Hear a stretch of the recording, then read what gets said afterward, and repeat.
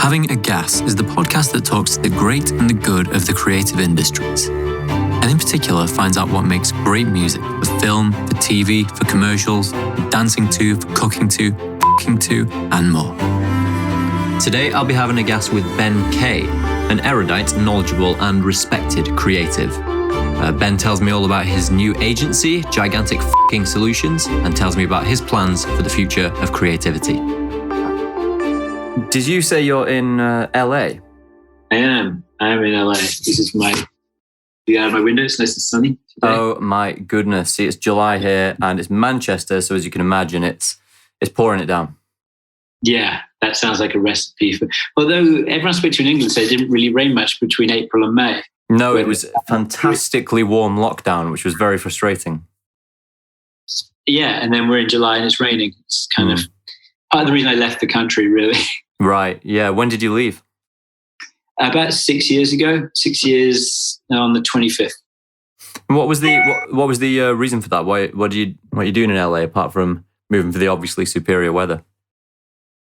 We really just wanted to move. Like, my wife rang me up one day about 10 years ago and said, we should move to LA. And I was like, yeah, that sounds great. So I literally called my headhunter straight away and said, do you have any jobs that they're not actually in LA, but they're kind of connected with LA? And they're like, giving her a pretty difficult brief. And she went, oh, yeah. The creative director of Media Arts Lab job is up and you have to go to LA 3 or 4 times a year to because that's where the upper management is.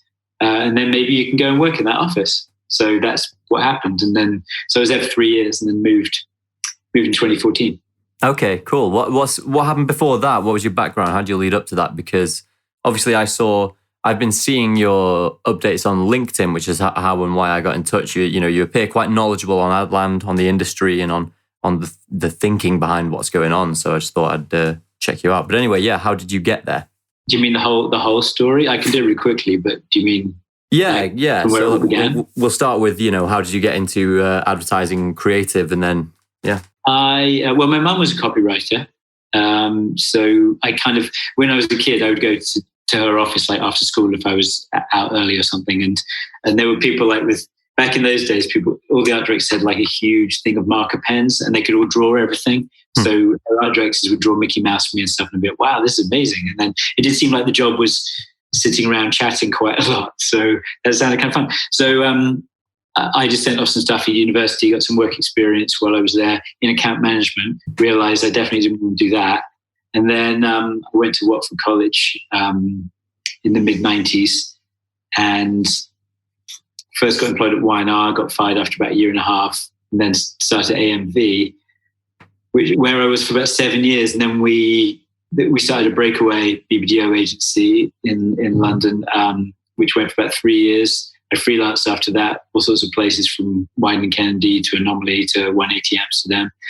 And then Media Arts Lab happened in 2011.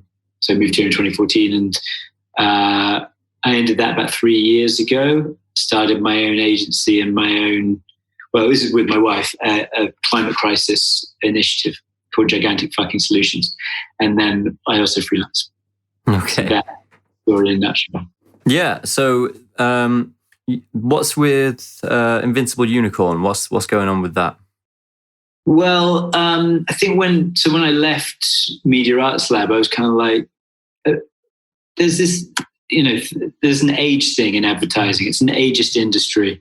And it's partly because the older you get, generally the better paid you get. And at some point, you're going to be a number on a sheet, probably for a holding company, where they look at this number and go, do we need to pay that guy that amount of money? Could we not just get some juniors in instead, or some people who promote whoever's underneath them? And so I think that happens a lot. So if you're still in advertising in your 40s, that's good. If you're still in your 50s, that's pretty rare, particularly in the creative department. And 60s, well done, you made it that far, and it's probably time to retire soon. So I kind of felt that I needed to future-proof myself a little bit. I could still rely on maybe getting freelance jobs for, at that point, it would be 20 more years. But I didn't think that was necessarily the best policy in terms of, keeping a steady stream of income in the industry I work in. And I know people who've left the industry entirely around that age and gone and started doing something else because, say, being a psychiatrist or something would be a job which wouldn't be ageist. You could just carry on doing it. So I thought starting my own agency would be a good idea. And then I was thinking, what isn't out there? What do we need in an advertising sense? And I thought that ethics was something that wasn't really being catered for, and I felt like there were a lot of conversations about purpose and companies doing good and corporate social responsibility and things like that. And I didn't just do it as a cynical, oh, that's a good way to make money, that's a good gimmick. I genuinely believe in all that stuff.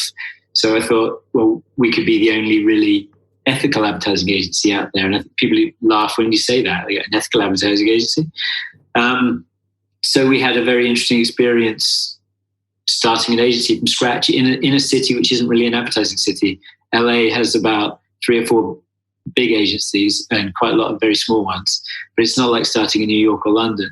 So we were just, pounding the pavement, looking for people who first might want to join us on the strategy side, but also possible clients. And as anyone who's done this, even if you've got a huge name for yourself in a city like London and you try and do it in London, it's still really difficult. The hardest thing to do is get clients. And so we got a few, and we did some work that we really like. And then we came up with this gigantic fucking solutions idea about a year ago, and we found it more interesting in terms of the creative opportunities that we're able to kind of instigate for people. And then we're looking for really big, hence the name, ways of tackling the climate crisis. So Invincible Unicorn still exists, and we still do work for people, but it's kind of a vehicle that's been folded to some degree into gigantic fucking solutions, and sort of not. That doesn't help, but it still exists, but we're not pushing it that hard. Yeah, it's a bit of a mouthful. When do you think you're going to do the inevitable abbreviation to GFS? Sometimes a lot of people say, why are you calling it gigantic fucking solutions? You're going to put people off and whatever. But the funny thing is, it does a great job of shortcutting a lot of the conversations about it. Once you called yourself gigantic fucking solutions, everyone knows you're not going to stand on politeness. You really want to do this, and everyone remembers it. And from the few people who have said, are you sure you want to call it gigantic fucking solutions? After a couple of weeks of talking to them, they're like, that's the best name you could have possibly given it. We're like, yeah, I think in a lot of ways it is, because it's unusual, but it presents the whole attitude of what we're saying. We don't have time with the climate crisis. If you're going to be offended by the word fuck, then you really need to work out your priorities in terms of what the climate crisis is bringing to the planet. And if you can get past the word fuck, great. Let's now talk about what we can do to save the human race. Yeah, there's obviously offence is a key issue in the mainstream media at the moment, and the battleground of what is offensive has shifted from pieces of language to sort of ideas about identity. That's where sort of controversy seems to lie at the moment, and I'm interested to see how this is all going to play out over the next 5 to 10 years. But certainly, I'm seeing a lot more discussion about climate issues for sure. We've just been involved in a project with Iris called The Great Reset. That's, the idea that lockdown has brought about a reduction in emissions. How do we continue that good work? And as an advertising guy, obviously advertising is built on is built on positive injunctions. It's, telling you to do things, to go places, to buy things, and not necessarily not to do things. So what opportunities do you see in the sustainability in the climate world for promoting like positive action? Yeah, I totally see that you should be giving people good alternatives to the bad alternatives. People still have to do certain things. And some of the first conversations we had with creatives, because we basically just explain what we do and tell our, very talented creative friends about it, and some of them take it on and some of them don't. But some of the solutions we were given were like business solutions that could help a company, that could help the environment, and could help people. So it's not like this hair shirt thing where you go, I now have to stop doing X, Y, and Z. It's more like how can you make... A great example is travel. Like going on planes has become this sort of almost like commutery drudge now. You go to Stansted Airport or Manchester or whatever, and you wait in a line for an EasyJet or a Ryanair to somewhere in Europe, and it's all a really unpleasant chore, and everyone hates it. Back when flying started, it was, those suitcases with stickers on and one of the most glamorous things you could do, and all amazing. So if we could get back to really explaining why travel is this incredible thing that you should really appreciate instead of it being this boring chore, that's one way that you could positively go one amazing holiday a year or 4 boring, crappy ones. Yes. Is one way you can look at it in those terms. And I feel like there's a couple of the things that we're working on at the moment that I'm not allowed to talk about are totally positive ideas that don't in any way curtail what people want to do or how they want to live their lifestyle. I mean, I think we've got into a great space mentally where we don't like to really buy things unless it's strictly necessary, and you kind of realize how much pointless consumption there is in the world. And if you get to that space, you do feel good going like, why did I spend like $300 on a pair of jeans last week or last month? I already had some trousers, and and I think that it also helps when you get a bit older as well. You just stop caring about things like that so much. It's not quite so wrapped up in having a pair of Yeezys to show off. Yeah, of course. Presidential Yeezys, which we'll soon have. Yeah. But it's good because. What Hugh said to me when I spoke to him on the podcast, said advertising is where art meets commerce, and of course it's commercially driven. And I suppose maybe one of the axioms of the 20th century could have been that, sorry about the lights, commercial activity should just be about growth, and there are not that many constraints on it beyond how much we can produce and how much we can sell. And this, with the climate issues we're facing, it could just be that we have found another constraint, because everything you do is very tightly constrained, everything that, we do. And it's good that we're, awakening to the fact that we can't infinitely produce and infinitely fly and infinitely fish and all this kind of stuff. So I view it as an exciting challenge. How can we continue with, what we were doing whilst staying within these new paradigms, these new parameters? Yeah, I think I just wrote an article for Creative Review about how parameters are essential in creativity. You need limits and boundaries to push against. It's like when you're at school and someone goes, write an essay on whatever you like.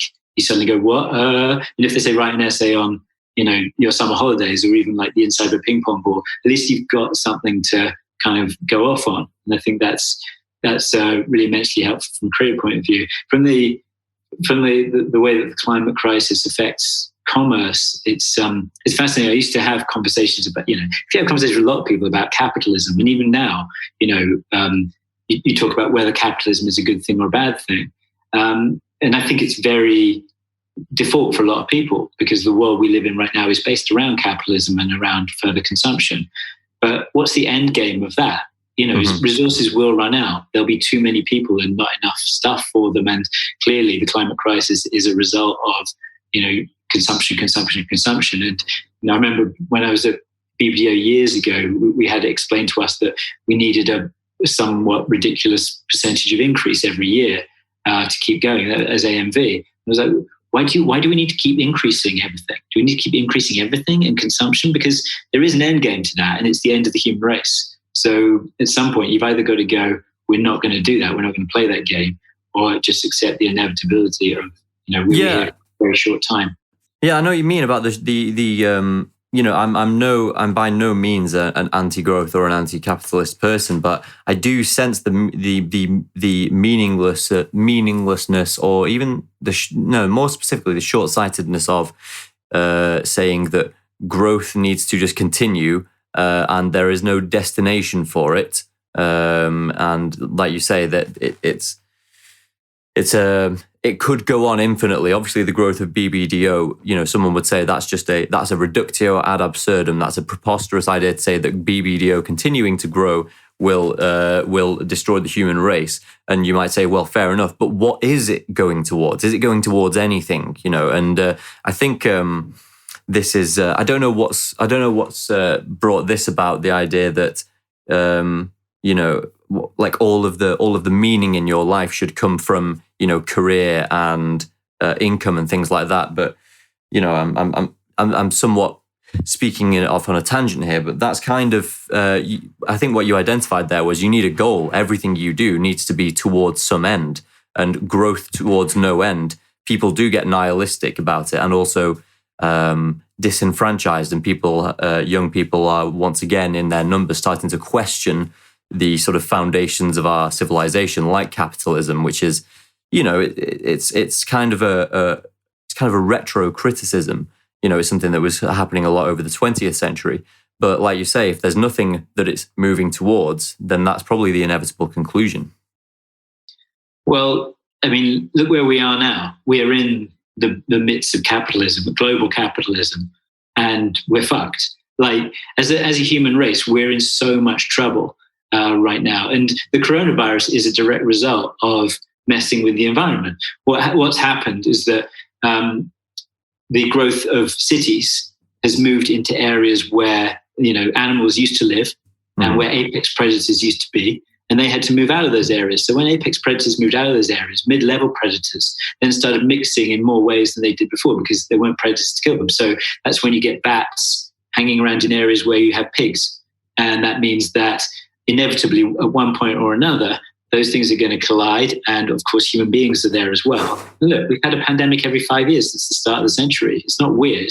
It's just this one happens to be the one that's grabbed us all. But when it was SARS or MERS or whatever, the swine flu, any of those things, Ebola, yes, they were all just warning signs of what was going to come. And we don't know if the next virus or the next mutation of the coronavirus is going to be something that's even more problematic. The way the coronavirus works is so random. It's like old people, but kind of, young people will get weird things happening with their feet, and then it causes blood clots. And we have no control over what the next virus is going to end up. But because of how we've treated the earth and worked with the spaces that we have to live in, we now have a virus that's ruined the economy. So capitalism is at this point where it's eating itself and destroying us. How can we really justify continuing with it?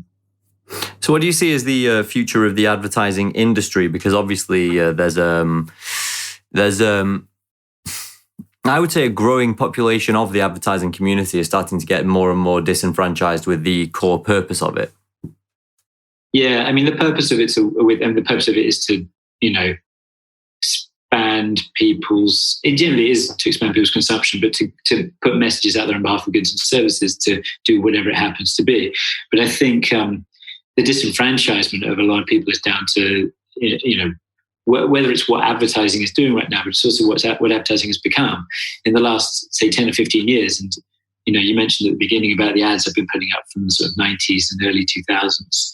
And people go, oh my God, advertising was amazing. Oh, wasn't it great? And then some people go, what happened? And basically what happened was things like data, Facebook and Google.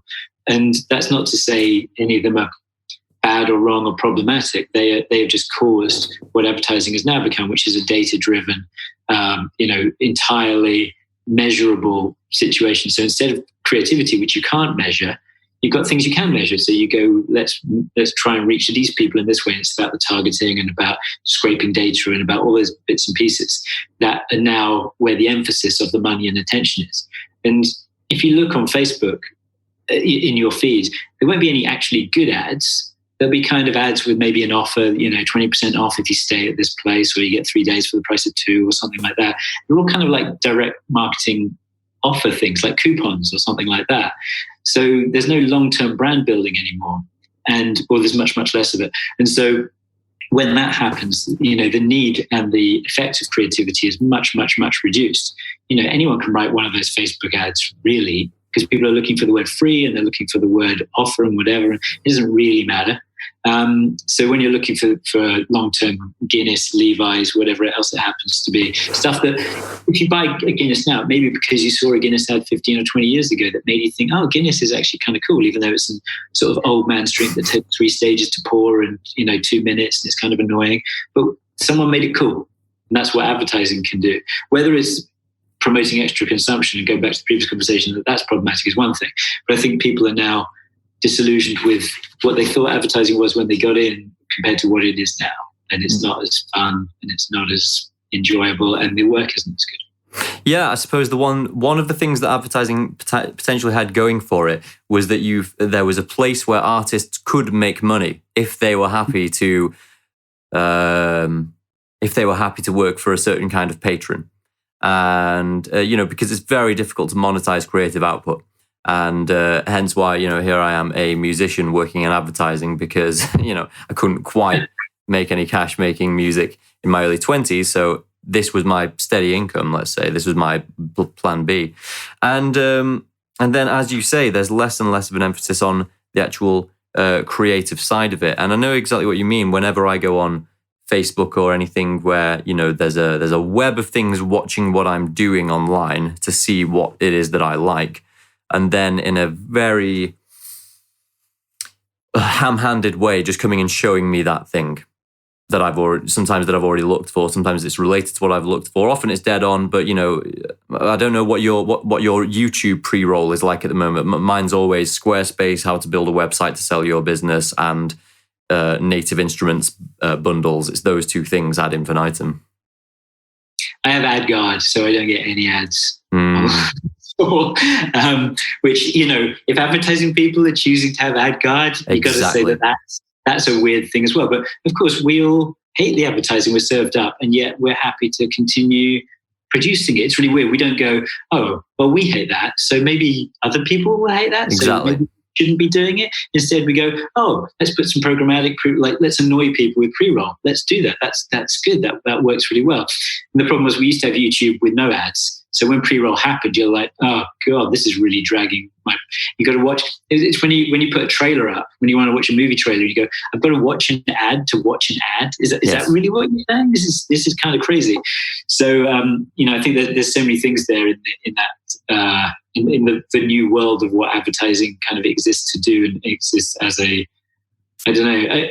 Going back to what you're saying about it being a way people could express themselves creatively or have a job that allowed them to express themselves creatively. Because famous authors like Salman Rushdie and Faye Weldon started in advertising, partly because I'm sure it was more like this in the 60s, where you could kind of get your job done in a few hours in a day, spend the rest of the day writing, and no one knew because you're a typewriter. But then people like Hugh Grant and Alec Guinness, they started in advertising. That guy, I don't know if you know Little Dicky over there. Have you seen him? He's a sort of self-deprecating rapper with Snoop Dogg, right? Yeah. But yes, he used to work at Goodby Silverstein. So I think advertising as a job often gives you the opportunity to both express yourself creatively and mix with other creative people. You meet directors, you meet music people, photographers, illustrators, and that's really cool. And then often there is enough spare time in a day, because when someone tells you to write an ad, it's not like producing reams of paper for an essay or a thesis or something. You go, I'm going to have to kind of chat about it for a while, not do anything for a while, go for a walk for a while. In a couple of days, hopefully I've got your ad for you. So there's time when you kind of need to do other stuff. And I'm saying that as someone who's written 2 or 3 books, 2 or 3 screenplays, an entire TV series alongside my advertising job, because, it's a way that I can express myself creatively. There's no one looking over my shoulder, correcting my copy or anything. And I was talking to Hugh about this as well. I was saying that we both agree that even if you're really successful at, say, writing a book, you can't make any money off it. Like I made it what was called at that time a decent amount of money for the advance I got from my novel, and it worked out to me earning £3,000 a year. So if you do a literary one, you might sell 500 copies, you might make a few hundred quid if you're lucky. So that's even that path, and lots of other paths aren't really lucrative. So advertising, you get paid, and you can get paid quite well, and still possibly, if you do things in a certain way, have time or have it as your hobby. You come home and you do 2 or 3 hours of something else. Yeah, but this is the thing, isn't it? As you were saying, in all creative output, almost all creative output, you either get paid everything or nothing. So if you're, even in my case, if you're making music outside of the advertising world, obviously, you're on Spotify, the data differs depending on who you ask, but there's some for the number of streams you get on Spotify and the revenue you get from that is something like 1 million streams equals somewhere between 1,500 and 3 grand for 1 million streams. And so if you have just broken the back of that and you've done an enormous campaign to get your artist off the ground and they've done 1 million streams of their first single and they've got 3 grand, okay, big whoop. But if you're The Weeknd or someone like Drake and you're doing 6 million streams a day, and you're doing okay. But it's a very, very steep, which way around are you? It's a very steep distribution. There's loads of nothing and then a tiny bit of everything at the other end. And so Yeah, I think it's obviously a good. There's an incentive certainly for the creatives to keep to sell on the importance of the creative to the brands, rather than the creative being a kind of magic show that happens before the media and the the insights, because.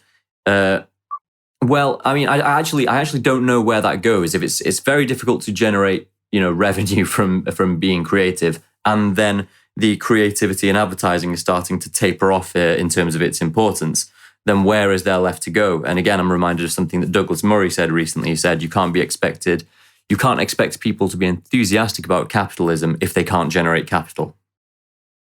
That's absolutely true. Spotify just boggles my mind when I hear about those figures, because I was reading David Byrne from Talking Heads, his book, How Music Works, which is fascinating. And he was like talking about, the $400 he got from whatever. And I'm sitting there going, why even put your music on Spotify? And it seems like not only is it, you have to, otherwise no one knows where to get your music or can't get it. And it's all free on YouTube anyway. So what's really happening?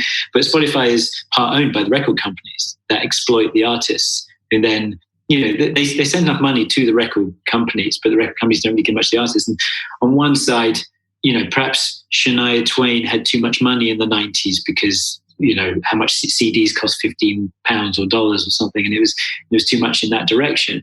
But at the same time, if I want Radiohead to produce another album and they want a brass band on it and they want whatever, they need to be able to afford that. And they need to be able to afford it through being subsidized by the sales of the record. So if Spotify is giving them £400 a week or whatever, I'm sure Radiohead make a lot more than that. How are they then going to produce the next we'd all miss it, but we don't know what we'd be missing. What that's going to cost everybody. And I think with Spotify, the answer now is apparently gigs make you much more money, or a lot of them are turning to live music. But obviously with the coronavirus, that's all dead. So you just have your £400 on Spotify. Where is that going to end up? Everyone from Coldplay at the top or whatever to struggling artists who are just trying to get by and have it as a living. It seems to be a crazy situation. It's going to result in no more good music. Yeah, that's exactly what we're going for here, isn't it? It's like the coronavirus crisis has revealed a big hole in how a number of things work, and you're absolutely right in terms of the attitude from musicians was, well, music now costs nothing to access. So I have a Spotify premium membership, which costs me £9.99 a month. And then for that, I could have it on endlessly, churning out new music from a speaker, and that would cost me £9.99.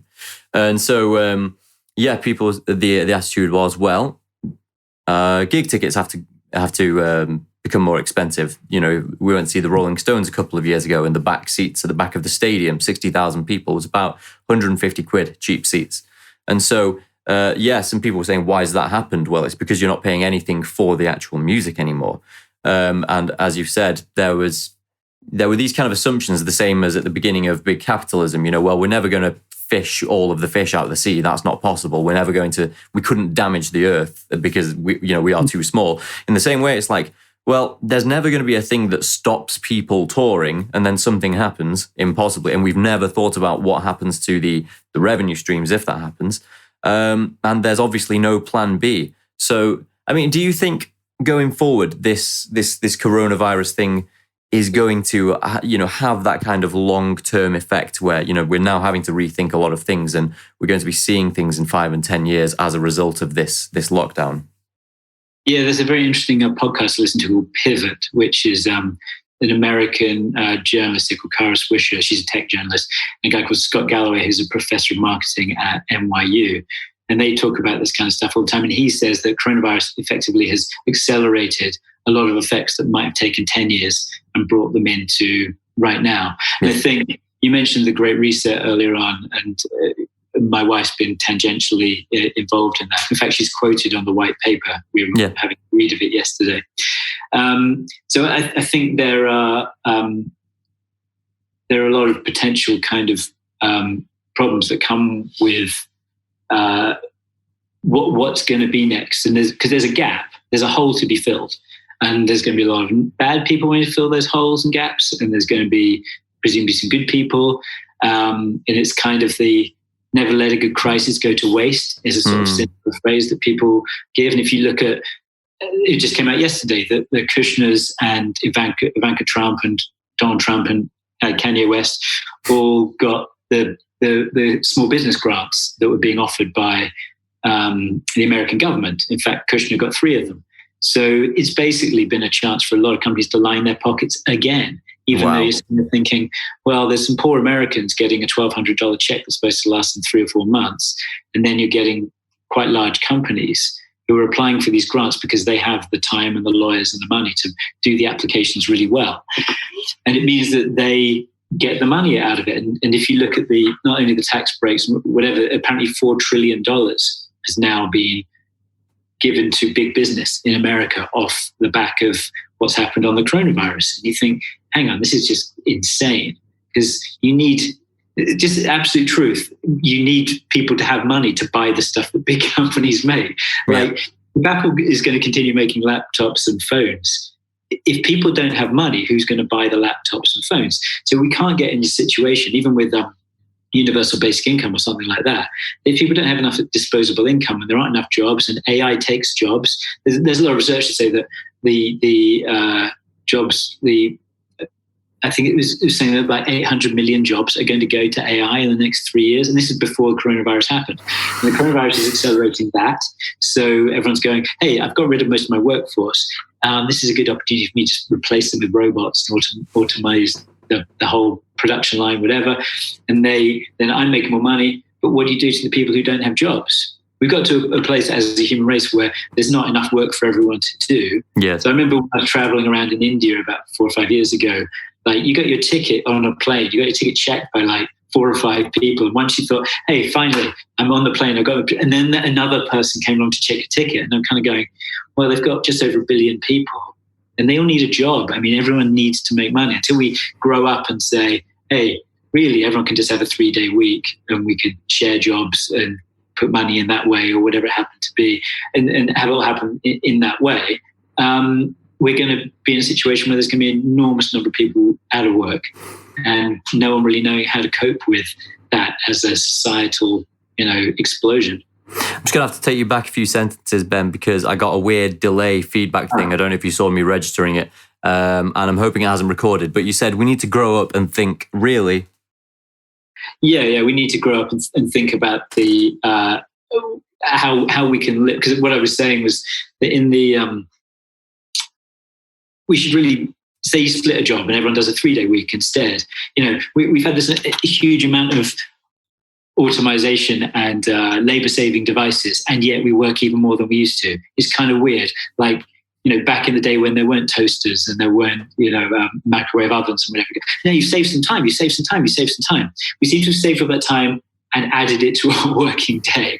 It's kind of crazy that instead of going, well, hey, look, we could all do a 3-day week instead, couldn't we? And look after each other and express ourselves artistically and care for old people and all the other things that you could do with spare time. Instead they go, no. Don't just do a 5-day week. You got to do a 6-day week. Don't just do a day. You got to do evenings as well. Presenteeism, blah, blah, blah. There's all these people and not enough work to do. And we just pretend there is, because you can measure quantity, but you can't measure quality. So you go, well, I've seen you. So if you employed, say, a creative team on a 5-day week, 8 hours a day, and you got them to work evenings, and you said, oh, it's a pitch this weekend, so everyone's on Saturday and Sunday, you could effectively get 1.5 people for one person's salary if you just thrash them to death on the hours. And in advertising, we kind of accept that. Yeah, it's advertising, rock and roll. We're going to be there late and eat pizza at 3 a.m. and come up with ideas and blah, blah, blah, because it's sort of a bit cool and everyone's a bit younger and, it's a young industry. But what that does in general is just allow people right at the top of Omnicom or WPP or whatever to pay for one person instead of 1.5 people, or have a 2-person creative team be effectively 3 people. That's what's really happening here. Everyone's just finding a way to exploit and squeeze more out of people who can't really do much about it and can't just walk out and get another job in the same way. Yeah, I'm really interested in what Rory Sutherland has to say when he's talking about behavior and personality. He's by no means, he said he's an impresario, not an academic or a researcher.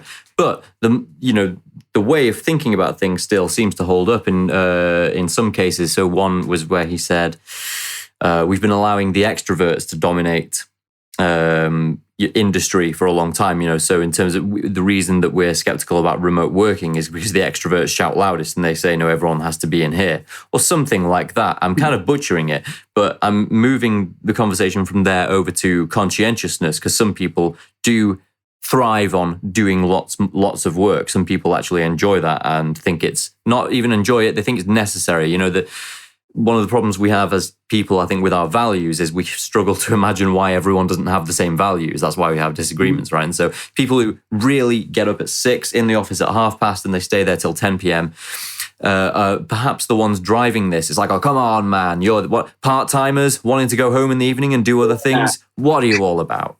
Yeah. Yeah, it's kind of crazy. And I think there's also definitely in America, there's a huge fetishization of work. Like, it's noble. Like, yes. Protestant ethic. Protestant work ethic. Yeah, you should be working. You should be working. What's the downside of working? Whatever problem you have can be solved by working a bit harder and doing some more work. And therefore, if you don't want to do it, there's either something wrong with you or you're some lily-livered, lazy, scrounger that you're not. And so it's going to take an entirely different shift of mental thinking, because everyone's brought up to think that. At school, you're brought up to think that. No, just work a bit harder. If you do the work, you'll get your exams. Work. And I think the other thing is we conflate working on something we enjoy, because work's a kind of word that has negative connotations. You got to do some work means you got to do something you don't actually want to do, where you'd rather be playing video games. Pushing a boulder, yeah. Pushing a boulder, it's work. But there are plenty of jobs out there that are quite enjoyable. And if we were honest with ourselves, particularly, I'm sure that the music you get to do and a lot of the advertising I've ever written, it was kind of fun. I was sitting around with my friends chatting, and then you come up with something, and then, oh, you're flying to New Orleans with a great director and then choosing music. And is that work? Because it was really enjoyable. If someone said, would you pay money to experience something like that? And I'm sure some people would. And it was a huge privilege and still is to be able to do things like that. But I think for a lot of people, the vast majority, do they find as much fun in driving a bus or operating a laundrette or whatever? I don't know. And I'm sure some people do. But I think that's a balance as well, where work is this thing that's drudgery and unpleasantness and kind of crap, where hopefully some people should be able to find a job that they enjoy. I just think it's a small minority. Yes, I do think you're right. And I think I noticed something when I was at school. I was at high school between 2004 and 2009. And the emphasis was, everything has a career destination. So, you're at school so that you can either break off then and get a job, or you can go to college and break off after college, or then you can go on to university ad infinitum. But it's all about career destination. And there's almost no what would you say? There's almost no long-term discussion about what your life is actually for, and what you want to make of it. And the things I heard a lot were just get a job that you enjoy. And I was like, there are so many jobs that are unenjoyable but that need doing, that cannot apply to everyone. And so what are we saying to everyone who can't do jobs that they enjoy? What's their life for? Yeah, you just got yourself into 50 years, if you're lucky and don't get kicked out, of 8 hours a day. That's a half your waking life, hating what you do. And if you look at like Ricky Gervais's The Office, and you go, that's a lot of people's jobs, sitting in an office in a kind of horrible thing, processing, sales of paper or whatever, and not really enjoying it, and it being kind of grim. And then you go home, and maybe you've got another half, and you're both talking about your grim day, but kids are.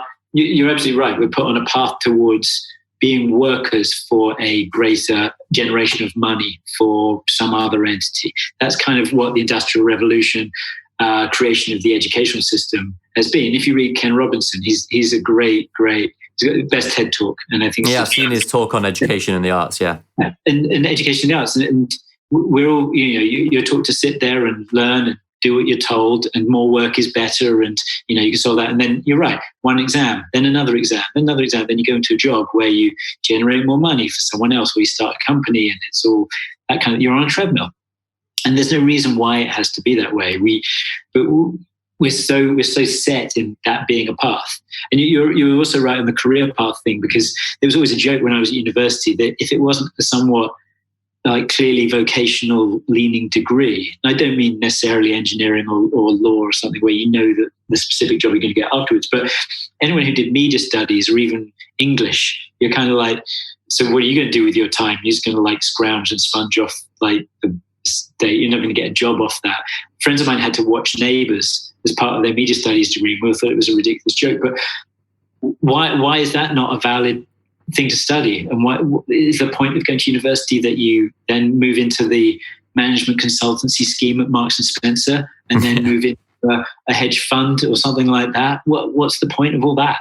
And you're totally right that there isn't a point or a thought of purpose, or even at school, they don't teach you how to live. They don't teach you, meditation or psychological kind of aspects of what you're doing, or how to write a check or get a mortgage. They teach you photosynthesis and they teach you Pythagorean fucking geometry, and they could teach you to live.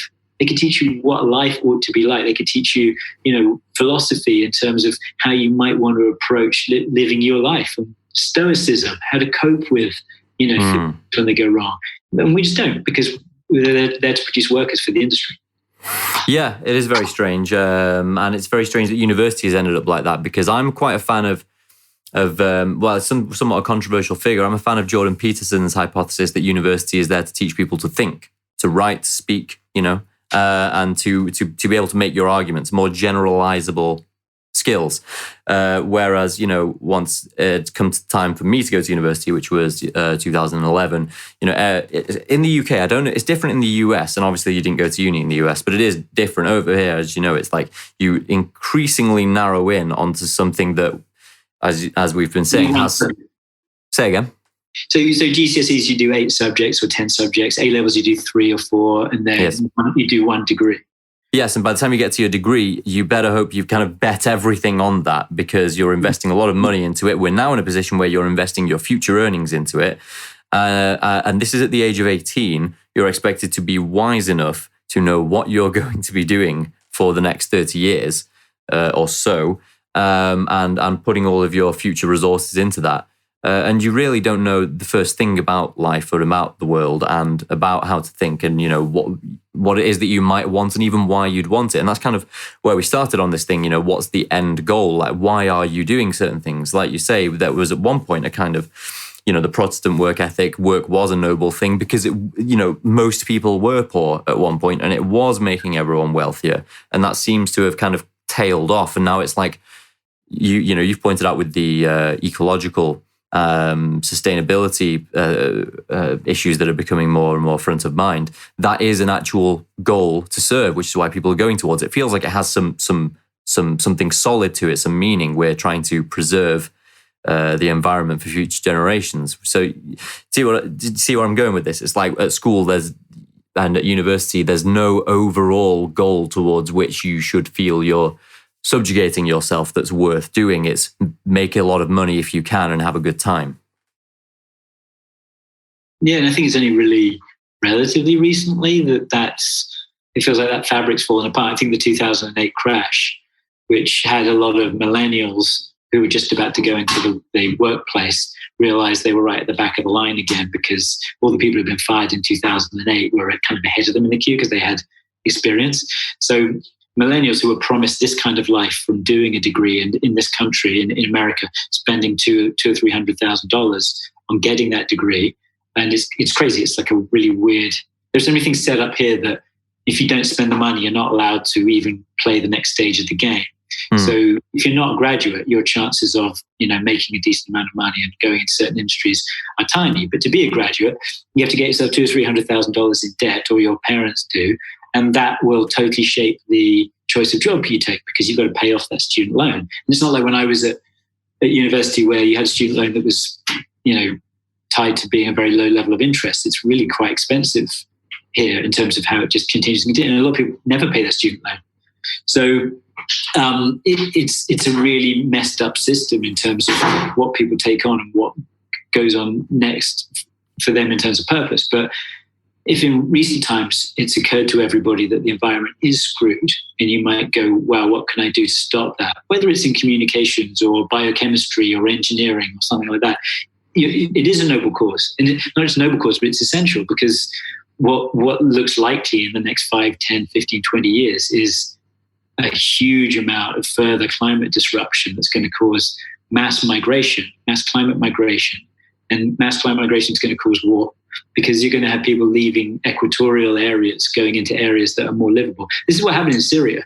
Syria, people had to leave the farmlands, so they had to come into cities because their farmlands were devastated by the fact that there was no rain and the weather was too hot.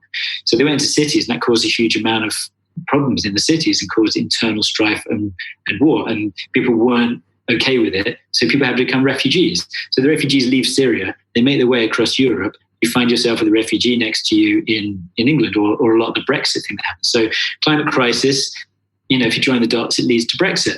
And we're also thinking, it's Brexit. It's just whether, you care about the country or not, or Maggie Thatcher or any of that sort of stuff. It's not, because there's a threat of refugees coming from all sorts of places that was hyped up by all sorts of newspapers and other outlets, that happened as a result of the climate crisis. And the climate crisis is a result of what we do in the Western world in terms of consumption. So there's a direct line between buying pointless crap and going on 4 holidays a year to the Syrian refugees that want to come and live in your country because it's currently temperate, but in 15 or 20 years' time, it might not be. Yeah, so, and it's currently wealthy because we've been able to sell all the stuff that we can outsource to places where it's cheaper to make it. But people who live in those places might feel at some point, if their place becomes intemperate, it's like, well, I've been making all your stuff. Can I come and live there? And as you were saying, there is a political reaction to mass migration inevitably, because in some sense, there are cases where it's happened and it hasn't been subject to a vote, and certain people feel like, I didn't. Well, that's going beyond my line of expertise, which is very narrow, to be fair. But but I understand what you're saying. Mass migration causes political problems because not everyone approves of it, and then you are going to get mass migration as a result of climate displacement. It's interesting, actually. One of my flatmates is currently doing a PhD trying to predict. He's doing research trying to predict better when the monsoon season happens in Nepal, because they're currently struggling to grow crops because, again, climate change has made the monsoon season, which used to happen on an exact date every year, fluctuate. Yeah, and now weather patterns last longer and are often more extreme. So you go, it's sunny. It's sunny for much longer. Or it's raining, but it's raining for much longer, because we don't know what we're doing to the climate. The effects that were happening right now through all sorts of the actions that happen. And you're also right in terms of, we've outsourced manufacturing to third world countries, not developing countries, sorry. And what that means is, instead of us causing the pollution, they cause the pollution. Then we go, come on, China, why are you causing so much pollution? You go, because they're making all the stuff that we're not making, because you can charge someone $2 an hour instead of $15 an hour for it. But going back to the capitalism thing, the funny thing is, you go, it's lifting people out of poverty. You go, because there's now, they've decided that poverty is living on less than $5 a day or something like that, and it's now at $6. And you go, but $6 is still fuck all. $6 is still a really terrible, poor life. To go, now you're on $5 or $6 a day. And you go, it's India. You can buy all sorts of stuff in India.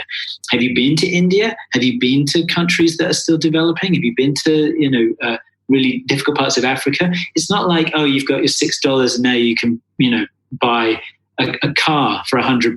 That's not how those countries work. They're still in huge problems, because our definition of what's okay for them to earn, in saying that, hey, capitalism lifted you out of poverty. Sure, it's more than they used to have, but it's still a very poor wage. Why are they not on the same wage we're on? Why are they not earning that? And you go, it's cheaper to live in India. Yeah, it's cheaper to live in India because everyone's earning less and you can't charge that much for a sandwich. Because no one has that much. No one's paying £5 for a sandwich like they do at Pret. So that's why that situation, when everyone's patting themselves on the back, look what we did. We helped all those people lift themselves out of poverty. Go and see the countries. They're not out of poverty at all. Yeah. Is this what you found when you did your traveling? Well, I went to India for work a few years ago, and I think everyone, even outside India, knows that there's a lot of poverty in India. Of course, it's 1.something billion people, but it's also a huge 200 million middle class as well. Like when I was there on behalf of Apple, you're talking about a country that can buy, that's more prepared to buy iPhones than the entirety of America. Like if you've got 200 million people who are middle class enough to afford an iPhone in India, that's way, way, way more than America.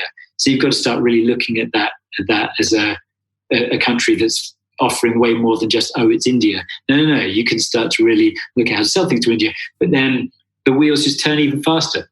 How do we get the things to make all the iPhones or all the other products that are being sold to India and all the other developing nations? As China gets more money, as Indonesia gets more money, as Singapore has gone from being a total kind of backwater with nothing much happening to it to an enormously wealthy kind of state.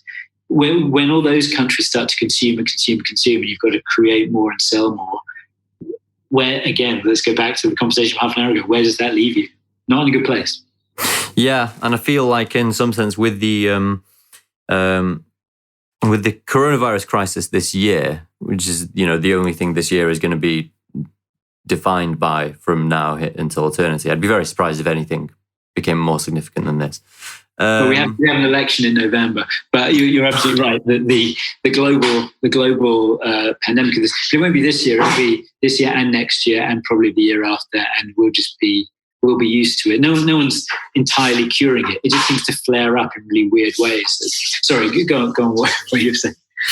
No, I was. What was I thinking? The coronavirus thing has revealed to us the vulnerabilities that were a result of becoming dependent on places like China to produce everything, because China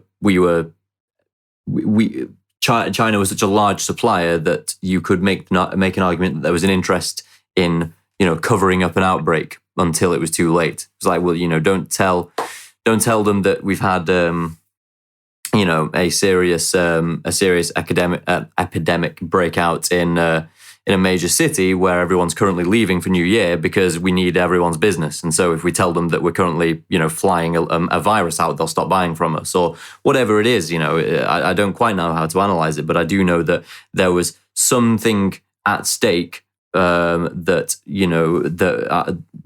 was something at stake that caused us to learn about the emergent crisis too late.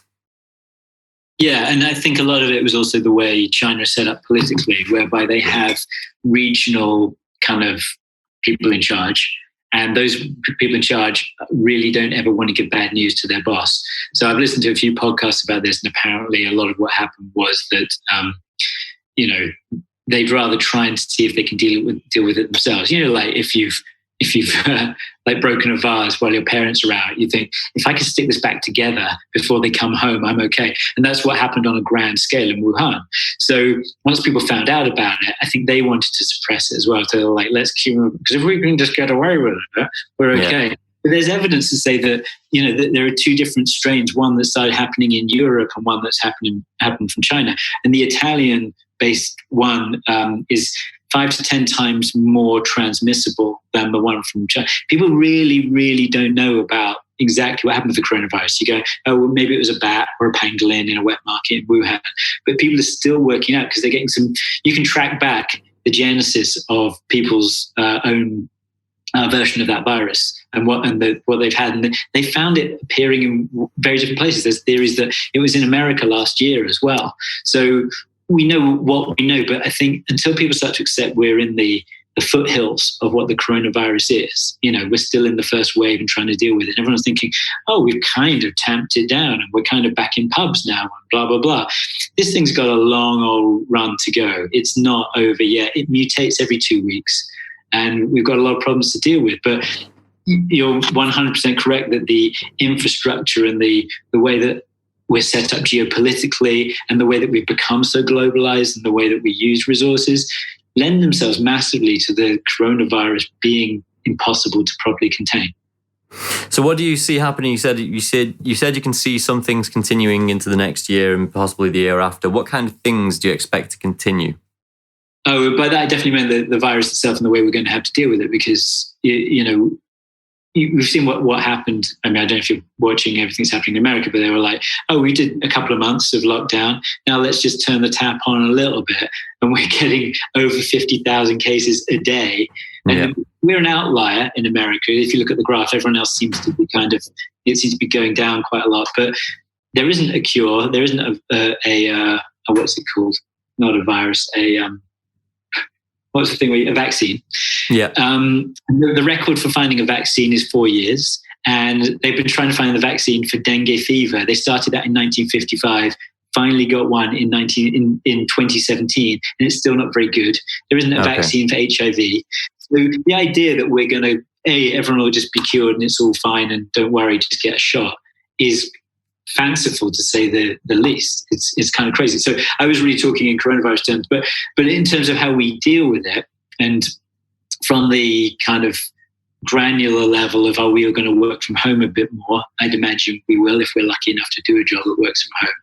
But industry after industry in unpredictable ways are just going to die. Like we had planned to go on holiday this summer, and that's, say, £5,000 that isn't going to airlines, hotels, Airbnbs, places where we buy food in France or Sweden or wherever we were going to go. And that's all just a restriction of money. But then it knocks on to me and I go, how many jobs am I going to get as a freelancer that's still going to work? You know, in terms of people paying their rent or their mortgages, how does that continue? So this needs to play out a lot longer for us to really know what the problems are going to be. Because at the moment it feels like we're just almost like those people in Wuhan going, can we just kind of deal with it so it dies soon? And history tells us that's not going to happen. Right. Yeah. I don't know, do you watch much Joe Rogan? I sometimes watch a bit of Joe Rogan, depending on who his guest is. And also I'm on like a little message group of people who quite like him. So they occasionally send clips, but I'm a wary sort of, Someone said the other day on a tweet, Joe Rogan is what happens when people mistake thoughts for intelligence. And I was watching, because he said the sentence, masks are for bitches.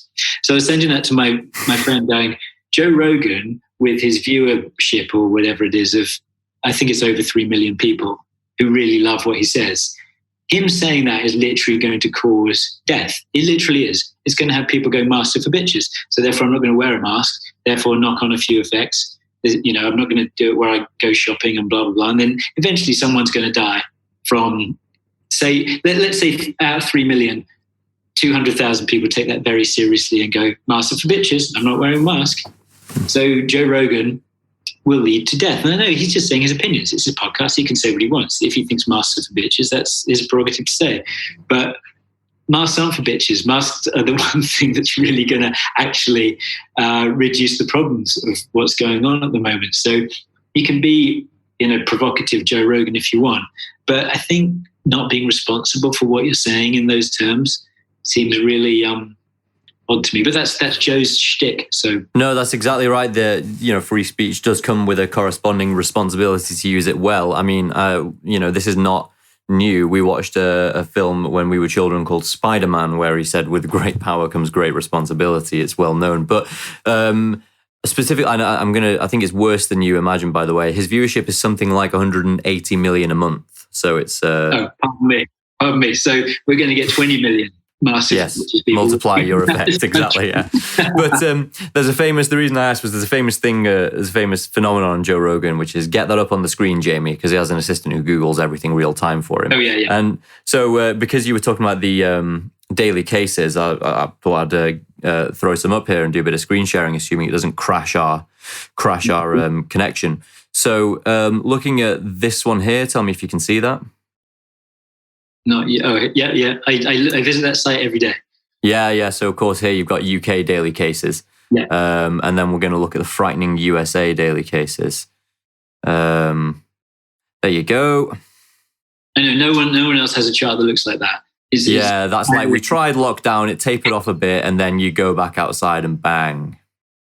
Human beings are amazing, and I mean amazing, not necessarily in a good way. But what's going on in this country is masks and the way you deal with the pandemic is a political issue. If you wear a mask, you're a lib wuss dem dickhead who doesn't care for freedom like the rest of us do. And obviously, you've got a president who will never be seen publicly wearing a mask. Very strange. So you got that. So therefore, it's fed exactly into Democrat Republicans. And maybe you've seen there was a thing in a sort of local council thing where members of the public were explaining why they didn't want to wear masks in a sort of council meeting.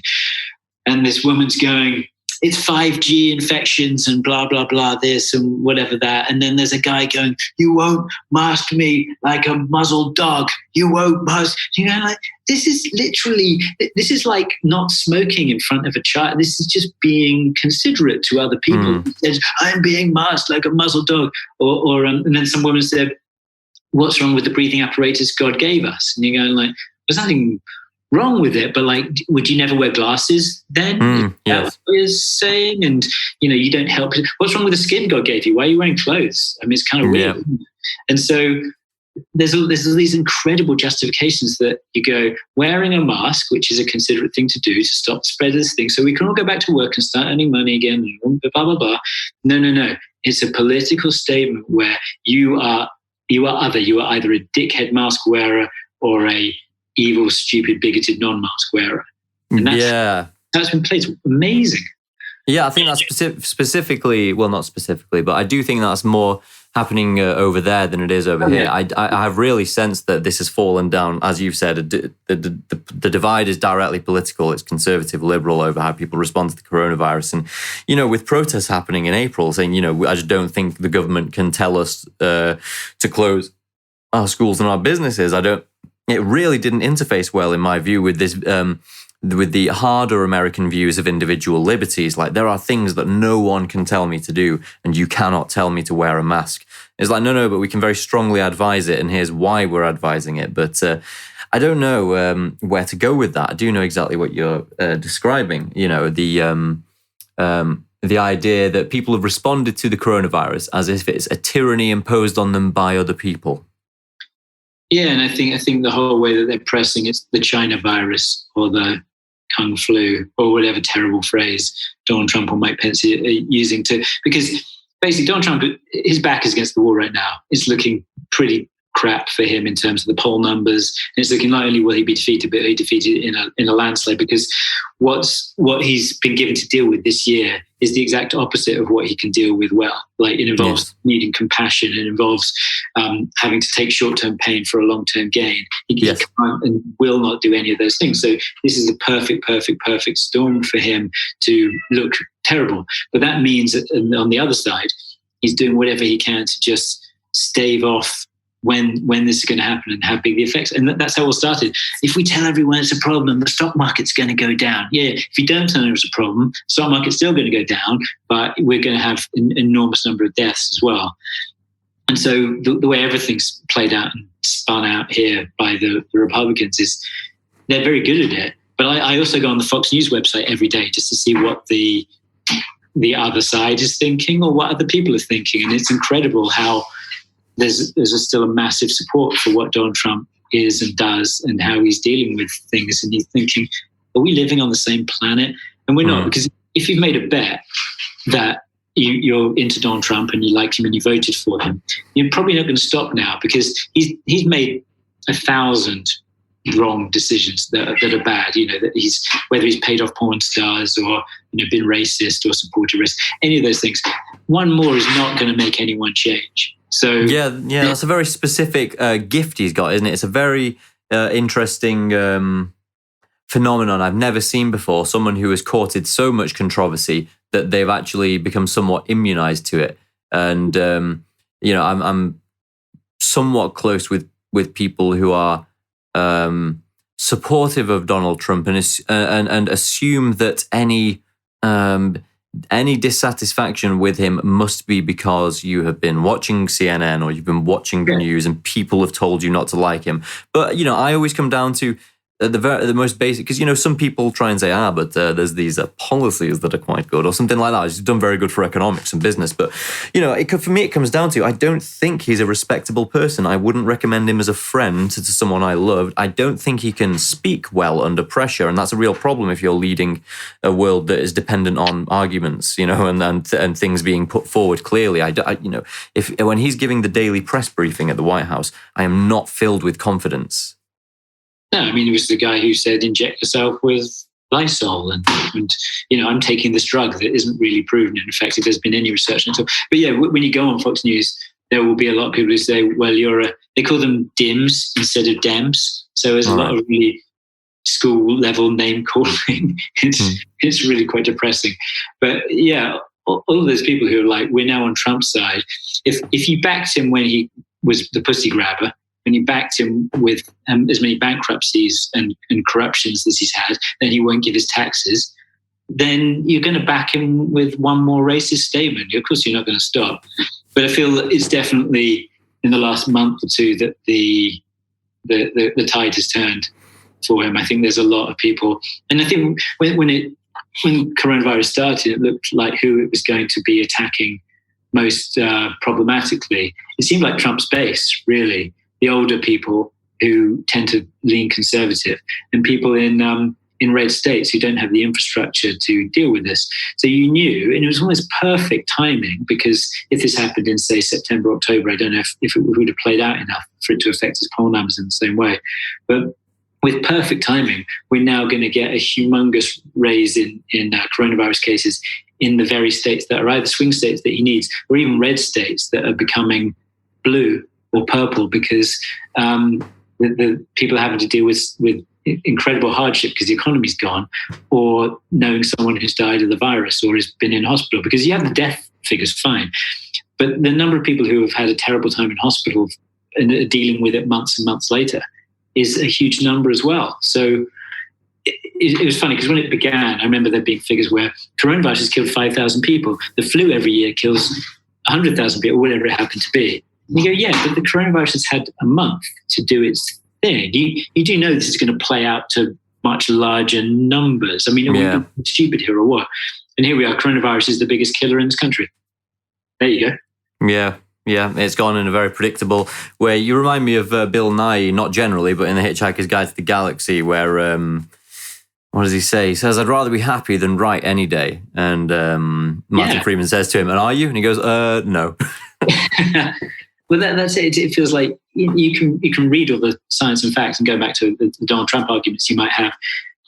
It's not just about your opinion, whether you like him or whether, and people like him because he fights, apparently. I've listened to a lot of podcasts. There's a great podcast series called Republicans Against Trump, which is run by the Lincoln Project, who are disaffected Republicans who kind of look at how it is. And they like Trump because he fights for them. If you're an evangelical, you'll accept the fact that he's a pussy-grabbing person who pays off Playboy stars, because he will fight for you to stop abortion. And you're going, look, he's on our side for that. Will Biden be on our side? And so you're kind of dealing with problems in that way. But there are facts out there. If you look at this in a factual, somewhat intelligent way, we've got different countries have shown us how this happens if you deal with it in different ways. We had a preview from Italy. We had previews from Spain. You knew how this was going to happen if you didn't deal with it properly.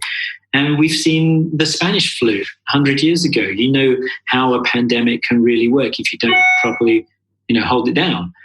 And so there's plenty of information. This isn't out of nowhere.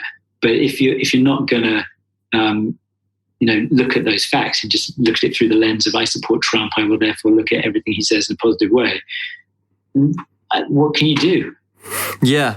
We'll go for one more thing, because we've gone over an hour here and we've not even gotten around to any music, so I've no doubt that we'll be speaking again. But I want to know what you make on the Joe Biden thing, because I also do sympathize with people who say, I can't believe Joe Biden is what we've got to throw against Donald Trump. I think he's a good guy. I was a supporter of the Obama administration loosely, because when it came into effect, I was 16 and knew nothing. And when it went out, I was 23 and still knew nothing. But nonetheless, I think Biden seems okay, but it has to be said that he's 78, So what are your general thoughts on it? I think he and his people are playing quite a clever game. And again, the coronavirus has played into his hands a little bit. But I think if he was out the whole time and having to give speeches, he's not the most articulate person. He does say weird little faux pas all the time. Big faux pas, I don't know really. But nothing compared to what Trump does. So you're kind of comparing apples and oranges, but trying to look at them being apples and apples. You go, oh, well, look, Donald Trump, Joe Biden said a couple of weird things. If you look at what Donald Trump has, tripped over his tongue on or his feet on, he's done it just as much as Biden, but they're trying to portray him as someone with Alzheimer's or whatever. I think that what Biden's going to do is put together a really good cabinet of a lot of the people who people may have liked more. The other candidates, whether it's probably not Bernie Sanders, but Elizabeth Warren and Buttigieg and Kamala Harris. And I think a lot of people have a lot more confidence in them coalescing around a leader who isn't necessarily going to do an enormous amount himself. Because I think, as a very basic thing, I think he sees himself as a one-term president. The idea that when he's 82, he'll go from 82 to 86. So he's picking his vice president in a way that possibly leans towards them being the next president as well. So he's got to be kind of careful about how that happens. But I think in general, he's been able to keep quiet and say the odd thing occasionally, just let Trump ruin Trump. No problem at all. And yeah, I don't think he's so much people's number one choice, but as an alternative to Trump, he's, a walk in the park. He's a cake with cherries all over the fucking top of it. And as much as I would love to have seen what Bernie Sanders would have done with the presidency, but do we want to take a chance that the main thing is beat Trump? Then what happens after that? And Biden, I believe, will beat Trump. And if he puts together a really good coalition of a cabinet around him, then I'll feel pretty confident. And not only that, it feels like because of what's happened to the economy and the virus, that he's leaned way further to the left than I think people were expecting. Not quite into Bernie Sanders territory, but I think before he was going to be, I'll continue the Obama years. Neoliberalism didn't really work for a lot of people, but a lot of people couldn't tell that was a problem, so we'll carry on. Now he's going, I can't do that, and the country can't do that. We're going to be lifting people out of poverty who haven't worked for 6 months. There's, I've forgotten what the numbers are, but 25 million people have applied for unemployment since the things happened, and that's gone down a little bit. We're still talking about tens of millions of people in massive economic trouble that he's going to have to help deal with in a way that Trump's literally just going, how do I get reelected? How do I get reelected? How do I stay out of jail? So I feel good about it, even though he's not my, favorite first choice or anything. Yeah. Okay. Right. Well, we should probably stop it there. But there's obviously a lot more to talk about. So this has been really interesting, and thank you for taking the time. Oh, got another delay thing there. That's good. And yeah, I'll let you know when this is going out. And yeah, I mean, I've heard you mentioned a lot and seen a lot of your the stuff you've been doing on LinkedIn, and so yeah, I'll keep an eye out and look forward to speaking again. Yeah, if you want another chat, always good to have a chat with, particularly with some English people. Not to say that American people aren't good to have a chat with, but it's always nice to get a different perspective from another part of the world, and good to talk about all these things. So thank you very much. All eyes are on the US at the moment, or from all over the world. So yeah, and hey, it's an ambition of mine to end up in Los Angeles myself. So who knows? Maybe I'll see you there one day. Maybe. Cheers, Greg. Have a good rest of the day.